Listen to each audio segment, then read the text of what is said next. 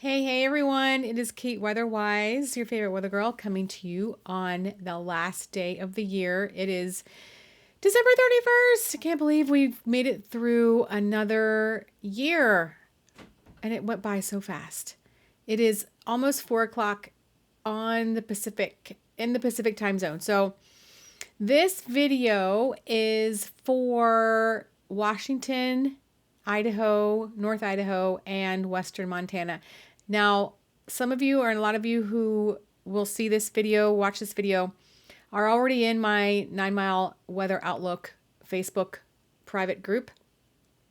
And so, and we've talked about this a little bit, but this is like an extra video for all of you. And then anybody who's living in North Idaho, this is for you too, because, our weather affects you all as well. And then Western Montana, this is for you as well. So let's get right into it on our last evening in 2025. I cannot believe we're already here to the end. It has been a really nice day today. I will say that. This high pressure that's been in control for the past 5 days has been really nice. If it's not going to be snowing, this is the weather that I prefer in the wintertime. Cold and sunny and just really nice walking weather. I was just out walking with my dogs and my family, so it was really nice. And the sunset looks like it's going to be pretty. So I'm going to make this shorter, so hopefully I won't miss the sunset. So here we go. Now, this is the satellite imagery with the winds put into it that shows currently we are still under the influence of north to northwest winds throughout eastern Washington. Western Washington, your winds are more out of the east because you're a little further west of the high pressure system than eastern Washington, and you haven't really been influenced at all by this, by the Arctic front that came through 5 days ago, the day after Christmas. So your temperatures haven't really dipped as much as eastern Washington over into Idaho. Montana, you all experience below zero temperatures, especially into central and eastern Montana. And western Washington, you do have offshore winds because of this high pressure. So you have been experiencing sun, which is nice because it's been able to give a lot of people more days in a row of nice weather where they don't have to deal with rain piled on top of the mess that you all have been dealing with from the atmospheric river that happened a couple weeks ago. So as we go into the rest of today, into tonight and tomorrow, we will see clearing skies or clear skies. And then overnight tonight into tomorrow, as I've mentioned before, Thursday is going to be our transition day. So there's a few floating clouds around outside right now, which will make for a nice sunset for all of us. And then over into North Idaho, the same thing. You are still under the influence. Western Montana, you are still under the influence. Now, if you go a little bit to the east, the winds are starting to come back into the south and southwest direction, from the southwest direction. So that is what's happening right now. And then, of course, down in California, you all have a low pressure system off the coast here, bringing in southwest winds and rain on the coast and snow inland in the mountains. So anyway, that is what's going on with the satellite imagery. And now we're going to run over to the European model that's going to take us out through the end of the weekend to give us that look that's going to show the transition from the dry pattern with the sun and the stagnant air that we've had, that thankfully it hasn't produced too much in the way of haze. We had a little bit of fog this morning, but it hasn't been too bad. If you're near water, you probably saw some fog this morning, but thankfully it burned off with the sunshine and the calm winds. So as we go through the day, the rest of the evening tonight, you see this system that starts to creep in from the southwest tomorrow. This is 1 o'clock tomorrow afternoon, and it has a blip of snow right over us tomorrow. Well, I don't know if that'll actually materialize. But you never know. So the bad thing about systems coming in from the south in this direction is that it usually they drag in the warmer air. So that's a strike against snow for our area tomorrow. But we will see, because we've had this high pressure with the cold air in place, it's not going to scour out all at one time. It's going to take its time getting out of our area and being replaced by the active system bringing in warmer temperatures. But I think the colder air is going to stay in place long enough to give us some snow. As we go forward in time, this does 1 o'clock, 4 o'clock tomorrow, it does show snow. This is the latest model too. So if I went back to the previous model, it did not have this snow here for us tomorrow afternoon. So this is new. And then over into eastern Oregon, into central and northern Idaho, you also will also see some snow tomorrow afternoon as well. Transition to snow for this area.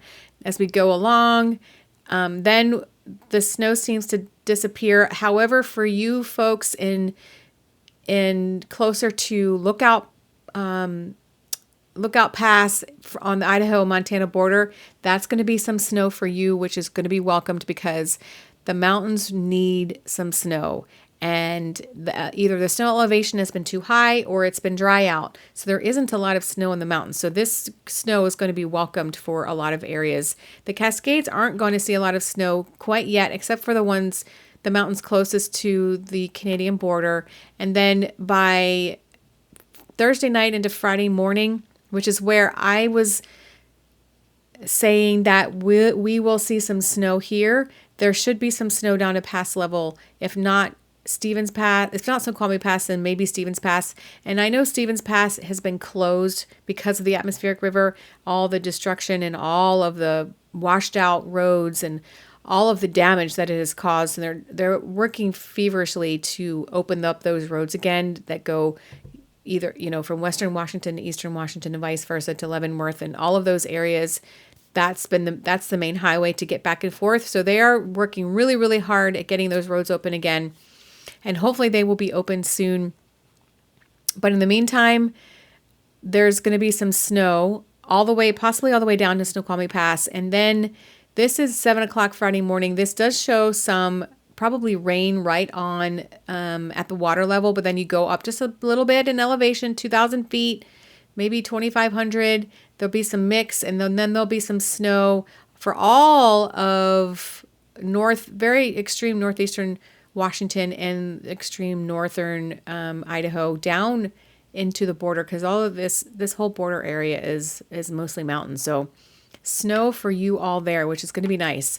So that's our first system that should end by Friday, late morning, early afternoon, Friday, January 2nd. And then as we go through the day, Friday night into Saturday morning is our next system. That's going to be a little bit too warm for snow for most of us, if not all of us.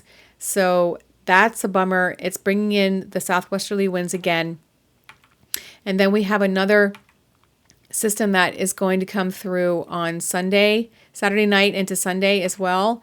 Maybe some mixed precipitation there. It's all going to be elevation dependent with these systems coming in over the next few days. As you can see, this low pressure is right off the coast down here in the southwest coast. It's going to bring some wind, but it's also going to bring in those warmer temperatures. So that's what we're looking at right now. And then this kind of traverses the coastline and then goes into Vancouver Island. And we may see some mixed precipitation around northern parts of eastern Washington, around the Spokane area, Saturday night, early Sunday morning. This is 4 a.m. Sunday morning. And then, of course, mountain snow. So if anybody's traveling right now, if you're going to be traveling home Sunday morning early, just be wary of that. If you're coming from western Washington or going to western Washington via I-90, just be wary of that. There's going to be snow in the passes for your travel time. This is 7 a.m. Sunday morning. Still some more snow towards the Canadian border, towards the border between Idaho and Montana. and then it continues to snow in the mountains, which is a good thing.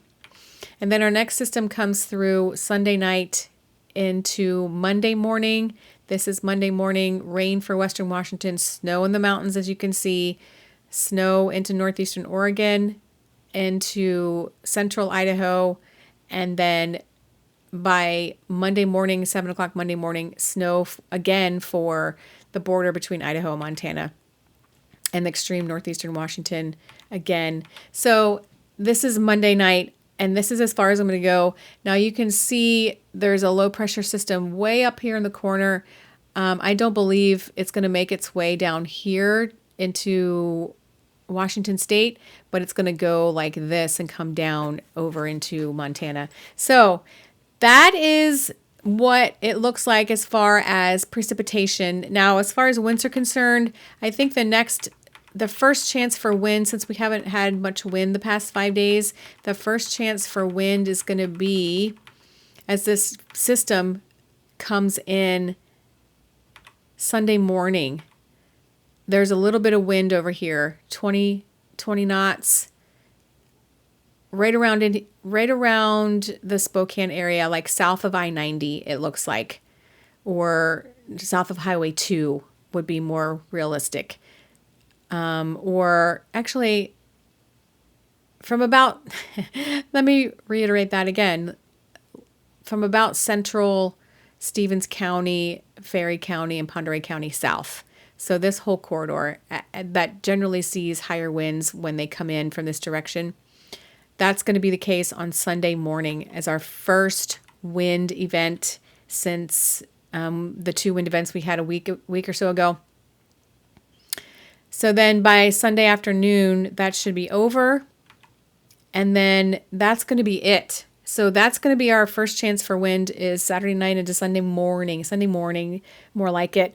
And then the outlook for the time frame of January 8th to January 14th, it's looking more like average temperatures, and that has changed. It was looking warmer, and now it's looking average or below average. So those trends may continue, and so we may start to see temperatures backing back down to more average or below average temperatures. But also in that same vein, it's looking drier, especially from, well, for us about average, but then you start creeping into central Washington and it's going to look a little drier, but this could change as well. This is a week away, so that's what it's looking like now, and then the rest of the country is above average, except for this little slice here where it's average and then above average for the rest of the country. So we will keep an eye on that. I will keep an eye on that, and we will, let's go over to the temperature model really quickly, and this is going to take us through as well. So cold temperatures tonight in the 20s again. Tomorrow is our transition day, 26, 25, 24. So, and then tomorrow, see, it has that little pocket of 32 degrees here tomorrow afternoon, which is what could be in place for our first round of precip. So that's what I mean when I say snow. I was thinking more overnight snow Thursday night into Friday morning. So I will fine tune that as we go along. And then that's tomorrow. So, and then our temperatures look to stay in the 30s for the foreseeable future for the weekend. This has a 42, but that's also central. Spokane County. So 30s for the most part in this area. And then you get down south here, it's 50 degrees. So, but average temperatures, if not below average, which is nice. Oh, this is Sunday, has a 48 degree day on Sunday, which is why it's going to just be snow or just going to be rain that when that next system comes in. All right, guys, that's all I have for you. I hope you have a great New Year's Eve and a great New Year's Day. And I, of course, will be back for updates and continued weather reporting. All right, guys, that's it for now. Kate Weatherwise saying bye-bye.